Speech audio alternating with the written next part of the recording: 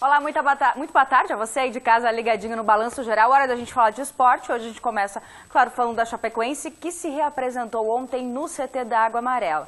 Foi o primeiro treino em preparação da próxima partida, que vai ser só domingo. E depois de 3 jogos em casa, o torcedor acostumado a ver a Chapecoense jogando em casa, o próximo jogo vai ser longe de casa, vai ser contra o Ceará. E a Chape ainda busca a primeira vitória longe da Arena Condá neste Campeonato Brasileiro. Cena comum na Chapecoense nas últimas semanas é essa. Coletiva é com Leandro Pereira. É o escolhido do clube para o momento, que aliás para a Chape não é bom. 28 pontos em 26 jogos e a incômoda posição na zona do rebaixamento. Já a fase do atacante, com 4 gols marcados nas últimas 3 partidas, ele é o artilheiro do Verdão no campeonato. Estou conseguindo fazer os gols, conseguindo ajudar de certa forma todo o grupo, né? Mas é aquilo que eu falo, Mandurinha só não faz verão, é o ditado, e não adianta nada eu fazer os gols e a gente perder os jogos. Nem espanta o mau tempo. Agora eu tô falando do treino mesmo. Por causa da chuva, o grupo titular trabalhou na academia do CT. Serão 5 dias de preparação para o próximo e importante compromisso.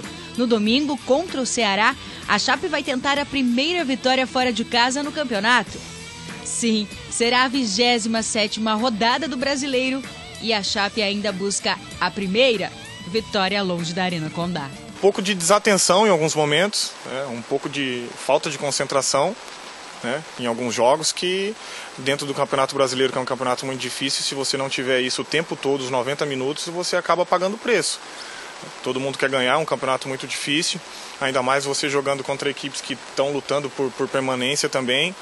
Então qualquer brecha que tiver, você acaba tomando gol e, enfim, acaba perdendo os jogos. Volto a repetir, fizemos 2 bons jogos, então eu acho que nós mostramos a qualidade do elenco e mostramos do que a gente é capaz. Cabe a nós repetir essas atuações para que a gente não venha pecar mais. Tá aí o Leandro Pereira, que é o escolhido da Chapecoense nas últimas semanas, para ser o porta-voz do vestiário do Verdão. Bom, continuamos falando da Chapecoense, só que agora, gente, do aspirantes. A Chapecoense recebeu o Internacional ontem à tarde na Arena Condá. O Verdão foi derrotado, só que detalhe, os 2 gols da Chapecoense foram marcados por ele, o Wellington Paulista. O Internacional marcou primeiro na Arena Condá. Atrás do placar, no começo da segunda etapa, o técnico Emerson Cris colocou o Wellington Paulista em campo. E logo aos 12 minutos, o atacante recebeu bom passe e mandou para as redes. Na comemoração, abraço no vice-presidente da Chape, Vantoso. O Internacional voltou a ficar na frente do placar. Marcou com Álvaro e Neto. Nos acréscimos, novamente o Wellington Paulista de cabeça marcou para a Chapecoense.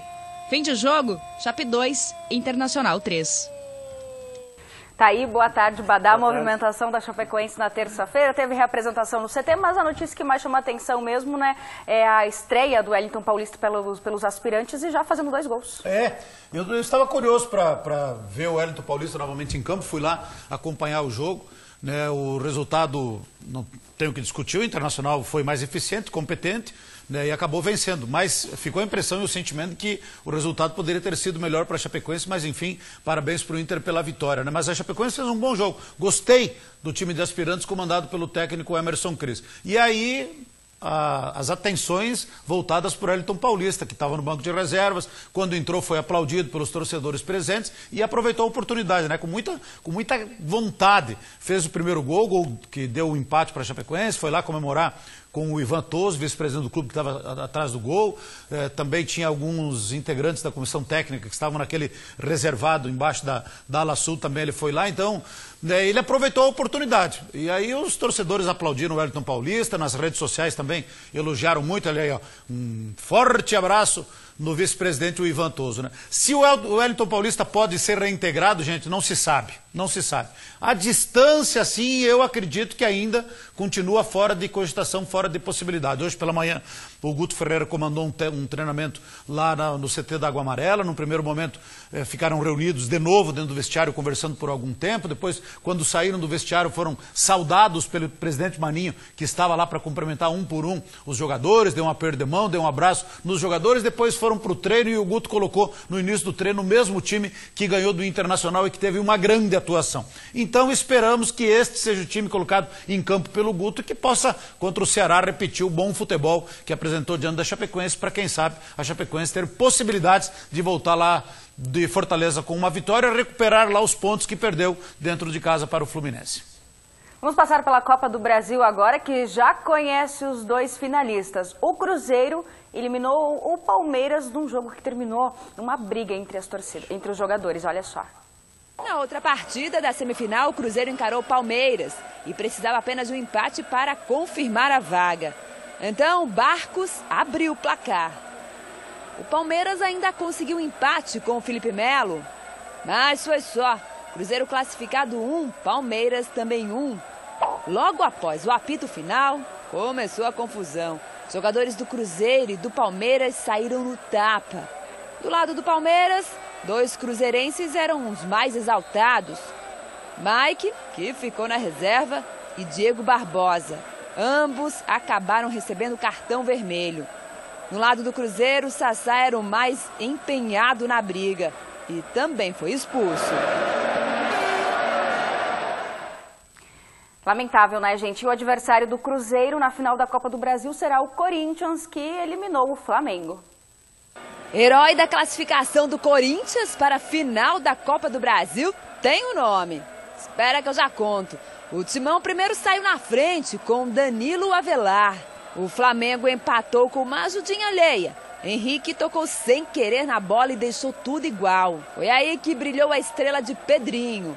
O garoto deixou o banco de reservas para decidir a vaga. Com um chute certeiro, Pedrinho garantiu a presença do Corinthians na final da Copa do Brasil.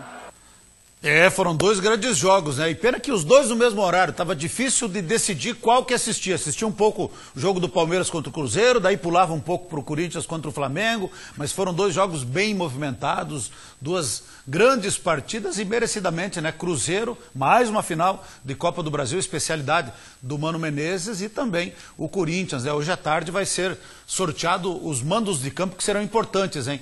Porque os dois clubes que fizeram a segunda partida dentro de casa acabaram se